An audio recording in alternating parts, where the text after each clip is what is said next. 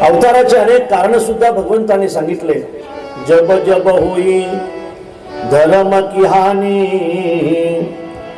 बाढ़ई असुर अधम अभिमानी, तब तब प्रभु धरी विविध शरीरा, हरहि कृपा निधी सज्जन पीरा। जेव्हा जेव्हा धर्माला ग्लानी येते, आवाज फाटल्यासारखा वाटतो, काय होतं नेमकं?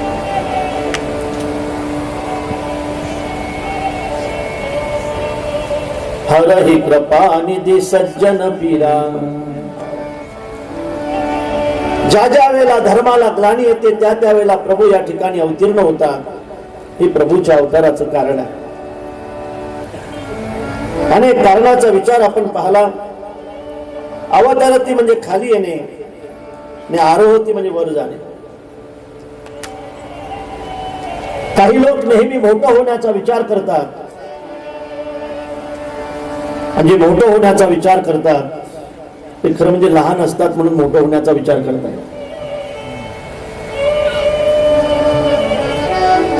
ऐकतोय ना आपण? जे श्रीमंत होण्याचा विचार करत असतील समजून चला गरीब आहेत म्हणून श्रीमंत होण्याचा विचार करतायत। जे मोठं होण्याचा विचार करत असतील समजून चला लहान आहेत म्हणून मोठं होण्याचा विचार करतायत। जे लहान होण्याचा विचार करत असतील समजून चला मोठे आहेत म्हणून लहान होण्याचा विचार करतायत। जी माणसं मोठे असूनही लहान होतात समाजामध्ये ती माणसं पूजनीय ठरतात। आई आपल्या मुलासाठी लहान होते म्हणून मातृदेवो भव असं म्हटलं जातं।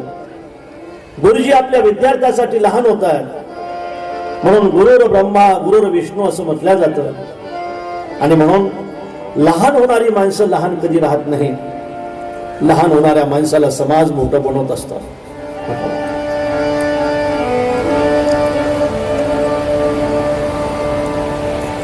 एखादा उंच माणूस असेल, त्या उंच माणसाला आपली उंची समाजाला समजावी असं वाटत असेल तर त्या उंच माणसाने ठेंगण्या माणसामध्ये आलं पाहिजे। आपली श्रीमंती समाजाला समजावी असं वाटत असेल तर त्या श्रीमंत माणसाने सुद्धा गरिबामध्ये आलं पाहिजे। गरिबामध्ये आल्याशिवाय श्रीमंती कशी समजेल? आणि खुज्या माणसामध्ये ठेंगण्या माणसामध्ये आल्याशिवाय उंची तरी कशी समजेल?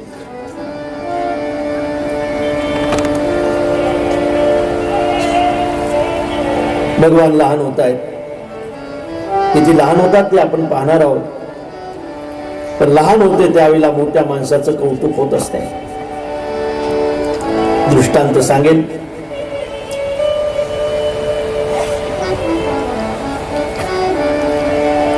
रामभाऊच्या मुलीचं लग्न ठरलं।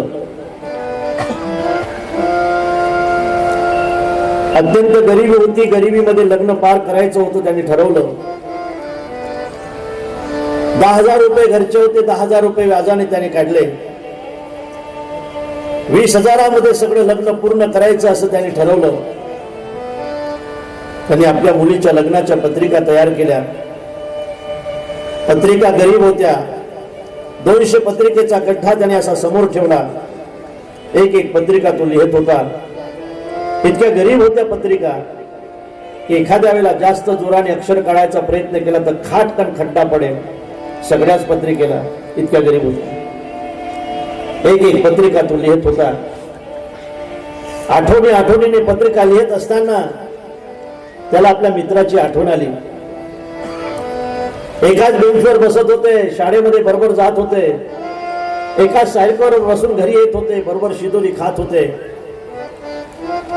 एक गरीबाचा पोरगा होता, एक श्रीमंताचा होता। श्रीमंताचा पोरगा 10वी नंतर शिकत गेला। गरीबाच्या पोराची गरिबी तशीच राहिली। मुंबईला गेला, त्यांनी ऑटो घेतला। ऑटो चालवता चालवता मुख्यमंत्री झाला आणि 5, 25, 30, 40 वर्ष हवेसारखे निघून गेले। त्याला आपल्या मित्राची आठवण आली।